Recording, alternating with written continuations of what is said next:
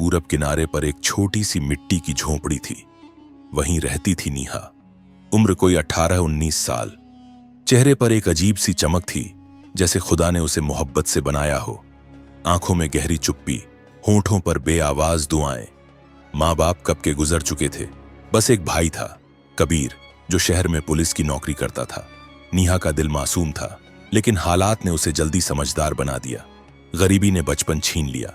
दिन मुश्किल से गुजरते थे, भूख, चुप्पी और लंबे सुनसान दिन। इसी बीच एक खबर आई। सहजपुर के सबसे ताकतवर आदमी फैजान मलिक के घर में काम करने के लिए एक लड़की चाहिए। किसी ने नेहा का नाम दे दिया। फैजान मलिक ने नेहा को देखा और तुरंत अपने घर में रख लिया। फैजान की उम्र कोई 35 साल रही होगी। लंबा, अच्छा दिखने वाला और बहुत रौब वाला आदमी। उसकी चाल, उसकी बातें और उसकी आंखों में शहजादों वाला अंदाज था। वो जो चाहता वो पा लेता। अब नेहा भी उसके घर में थी, सिर्फ काम करने के लिए। नेहा ने अपने भाई कबीर को कुछ नहीं बताया। भूख और तन्हाई ने उसे चुप रहना सिखा दिया था। उसके दिल में कहीं एक छोटी सी उम्मीद थी, शायद कोई देखे, शायद कोई समझे। लेकिन फैजान की नजर सिर्फ काम तक नहीं रुकी। वो अब नेहा से नरमी से बातें करता, तारीफें करता और हमदर्दी जताता। धीरे धीरे दूरियां कम होती गईं। नेहा के दिल में भी चाहत थी, अपनापन पाने की प्यास थी। उनकी बातें अब दिल से होते हुए जिस्म तक पहुंच गईं। मोहब्बत, जज्बात और कुछ ख्वाहिशें, सब कुछ एक ही छत के नीचे पनपने लगा। कुछ दिन ऐसे ही गुजरते रहे। न किसी ने कुछ पूछा, न किसी ने जवाब मांगा। नेहा के चेहरे पर कोई मुस्कान नहीं थी, बस एक सुकून था, जैसे उसे अब खुद में कोई कमी नहीं लग रही थी। मगर किस्मत को कुछ और मंजूर था। एक दिन अचानक नेहा की तबीयत बिगड़ गई।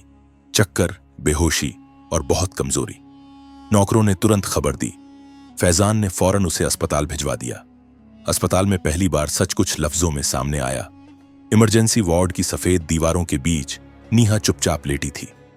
आंखें बंद, चेहरा पीला, सांसें धीमी, जैसे उसकी रूह कहीं गहराई में छुप गई हो, जैसे किसी ने उसकी मासूमियत चुपचाप छीन ली हो। डॉक्टर आते रहे, नर्सें दवाइयां देती रहीं, लेकिन हर किसी की आंखों में एक ही सवाल छुपा था, इसके साथ क्या हुआ है। इसी बीच अस्पताल के दरवाजे से कबीर अंदर आया, पुलिस की वर्दी में, परेशान और बिल्कुल अनजान।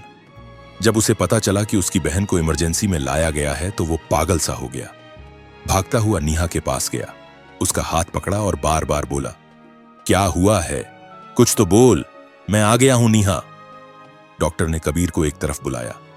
कुछ रिपोर्ट्स, कुछ पेपर और बस एक सच्चाई। आपकी बहन के साथ कुछ ऐसा हुआ है जो सिर्फ बीमारी नहीं कहलाएगा। उसकी हालत बता रही है कि वो अकेली नहीं थी। ये लफ्ज जैसे कबीर की रगों में आग बन के दौड़ गए। आंखों में आंसू, दिल में गुस्सा, दिमाग सुन्न। एक ही सवाल उसके अंदर गूंजने लगा, कौन था। और तभी उसे सब समझ आ गया। नेहा पिछले कुछ महीनों से फैजान मलिक के घर में काम कर रही थी। क्या वही था? गुस्से से कांपते हाथों से कबीर ने मोबाइल निकाला, थाने में कॉल की। एक गिरफ्तारी करनी है फौरन। और फिर पुलिस की गाड़ियां उस तरफ दौड़ पड़ी, जहां ऊंची दीवारों के पीछे संगमरमर के फर्श पर फैजान मलिक बैठा था। शायद पहली बार। उसे अंदाजा नहीं था कि उसकी सल्तनत के दरवाजे पर अब सच्चाई दस्तक दे रही है। रात के 10:30 बज रहे थे।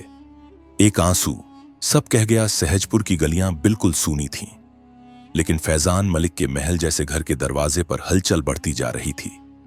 दूर से आती पुलिस की गाड़ियों की लाल नीली लाइट ऊंची दीवारों पर पड़ रही थी, जैसे हर चुप दीवार को जगा रही हो।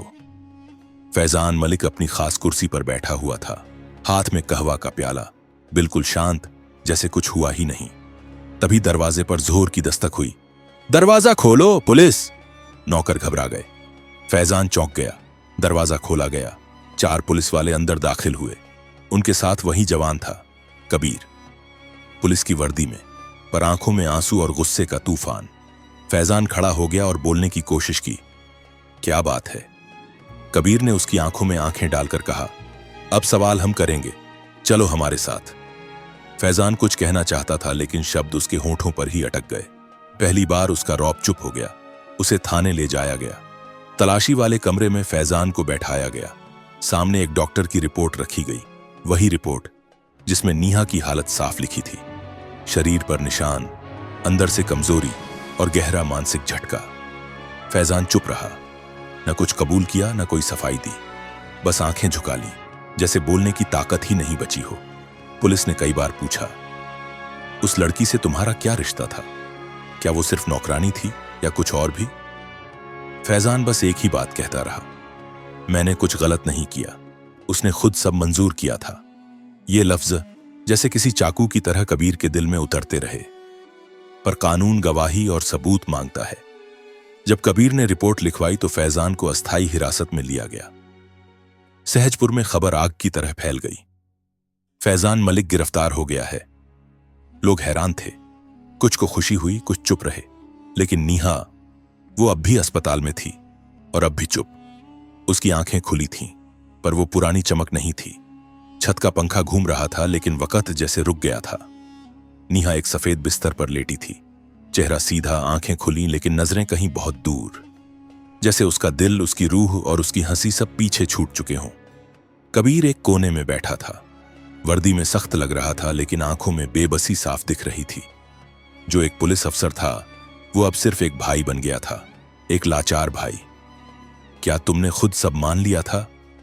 फैजान की यही बात बार बार कबीर के कानों में गूंज रही थी, जैसे दिल पर बोझ बन गई हो। तभी डॉक्टर आया, नीहा की सांसें, नब्ज और आंखों की हलचल चेक की, फिर धीरे से कहा, अब ये शारीरिक रूप से बेहतर है, पर दिमाग अभी भी कहीं अटका हुआ है। ये चुप्पी सिर्फ दर्द की नहीं है, ये धोखे की गहराई है। कबीर नीहा के पास आया, पास की कुर्सी पर बैठा, उसका हाथ अपने हाथ में लिया और कहा, नीहा, मैं आ गया हूं, तेरे लिए कुछ भी कर सकता हूं, बस एक बार बता दे, तू उसकी मर्जी से थी या मजबूरी में? नीहा की पलकें हिली, होंठ थोड़ा कांपे।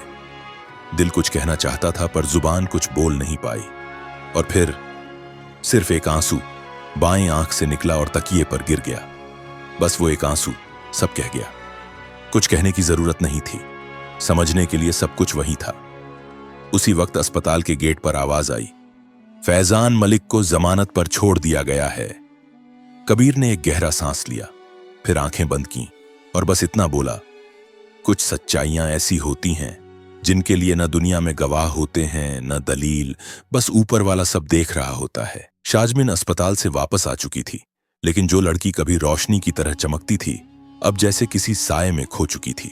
अब वो ज्यादातर छत पर बैठी रहती, चुप, बेजान और आसमान को घूरती हुई। उसके चेहरे पर एक गहरी खामोशी थी, जैसे उसकी आंखों ने तय कर लिया हो कि अब किसी से कुछ नहीं कहना। अदनान जमानत पर छूट चुका था और गांव में धीरे धीरे बातें हो रही थीं, मगर शाजमिन की दुनिया वहीं रुक गई थी, उसी पल पर जहां सब कुछ बिखर गया था। फैक हर मुमकिन कोशिश करता कि उसे हंसा सके, उससे बात कर सके, कुछ जान सके, मगर शाजमिन बस एक बात दोहराती, मैं अब वो नहीं रही जो पहले थी। अब मैं वो हूं जो दुनिया को दिखती है, खामोश लेकिन सब कुछ देखने वाली। एक रात शाजमिन अपनी छत पर खड़ी थी, चांदनी उसके चेहरे पर पड़ रही थी, जैसे अल्लाह खुद उसके जख्मों को छुपाने की कोशिश कर रहा हो। वो आसमान की तरफ देखकर धीरे से बोली, ना किसी से, ना अपने आप से, बस हवा से। जिसने छीना वो तो बच गया, लेकिन जो छिन गया वो कभी वापस नहीं आएगा। फिर वो चुपचाप कमरे में गई। उसने वही पुराना संदूक खोला जिसमें अम्मी अब्बू की तस्वीरें थीं। एक तस्वीर निकाली, उसे सीने से लगाया और बिस्तर पर बैठ गई। उसी रात शाजमिन की सांस रुक गई। न कोई शोर हुआ, न कोई हंगामा, बस सुबह की ठंडी हवा ने यह खबर दी कि वो अब सुकून में है। गांव वालों ने सुना, अफसोस किया और अगले दिन की खबरों में खो गए। लेकिन एक भाई था, फाइक, जो अब भी रोज उसके कमरे में बैठता है। दीवार पर एक तस्वीर लगी है, एक मासूम शाजमिन की, जिसकी खामोशी ने सब कुछ कह दिया था, मगर अफसोस कोई सुन ना सका।